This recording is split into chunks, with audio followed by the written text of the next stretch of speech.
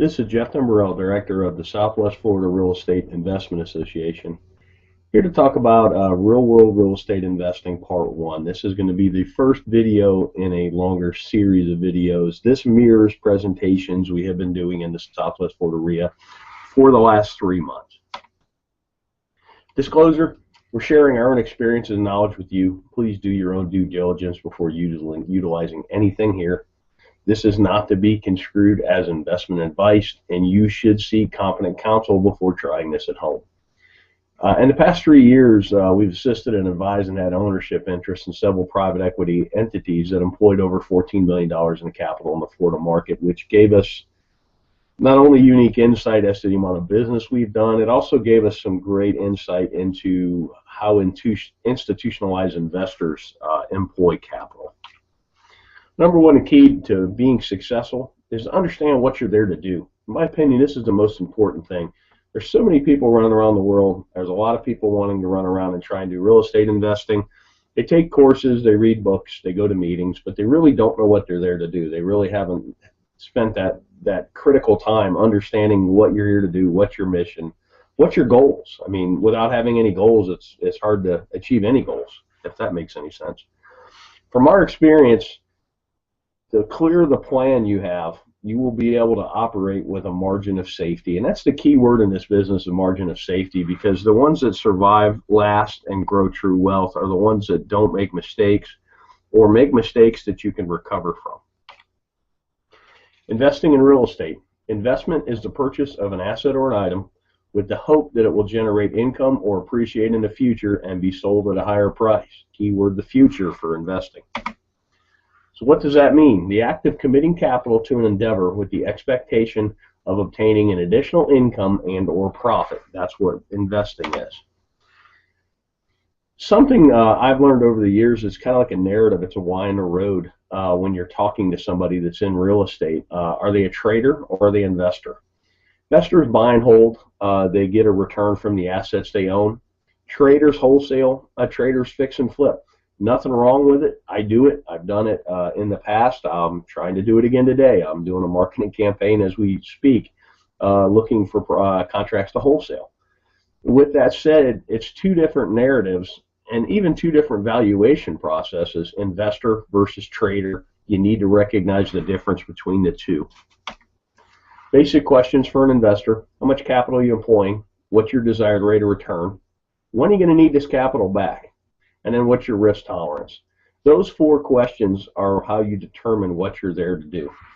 Then we'll talk about capital. There's an opportunity cost of capital, and particularly when you're raising capital, which I've been part of some private equity raises, you really need to understand what other opportunities are out there for investors, because generally why would you buy a piece of real estate that pays you 2% a year with all the headaches associated with that, when you can, if you could at the same time own a CD at 5 with none of the headaches.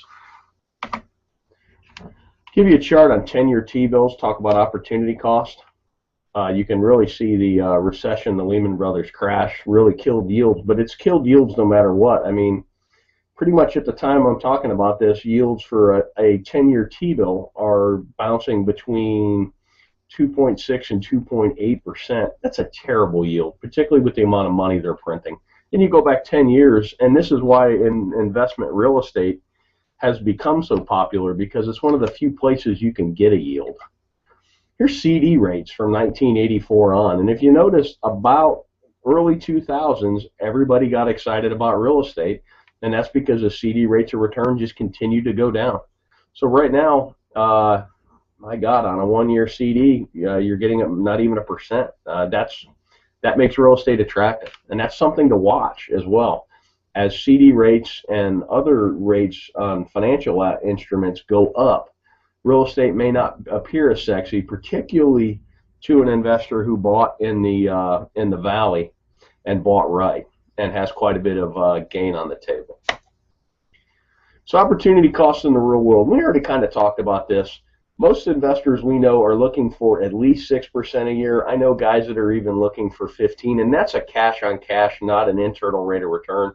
That would be a whole nother video that could be a whole day's worth, understanding the difference between the two.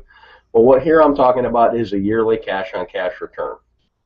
And you got to be mindful of unrealistic expectations. I've seen people that have pitched 30% returns, and I've seen investors that are looking for 30% returns.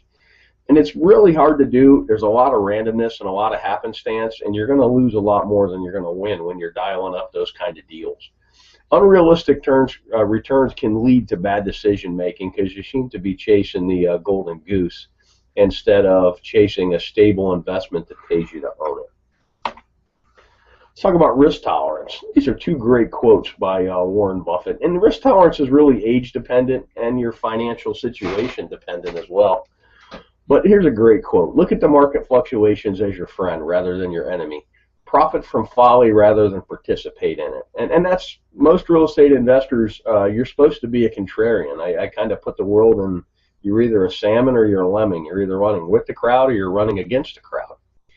And here's another great one. The main danger is that the timid or beginning investor will enter the market at a time of extreme exuberance and then become disillusioned when the paper losses occur. The key is to not panic and do math-based risk assessments and then math-based evaluations and then sit down and decide what you're doing. You could have bought a home in Cape Coral, Florida at the height of the market at 320 and paid cash, held it all the way through the crash, and still got a better rate of return than CDs, and it's a terrible investment because your basis is so high. Or if you trade it out, you would literally be losing money. But it's sad but you actually would have outperformed the CD, and that's kind of a interesting thing. We did some case studies of people that had bought at the top and had they held and if they had mortgages, and I think that video is on our YouTube channel as well. Thanks for watching. You can always check out our website at swflreia.com. There should be a link at the bottom of this video. If you're on our website, put yourself on our mailing list. We send out a lot of foreclosure information. We send out our meeting notices, and we also from time to time send out information like this. I hope this information is useful to you, and make it a great day.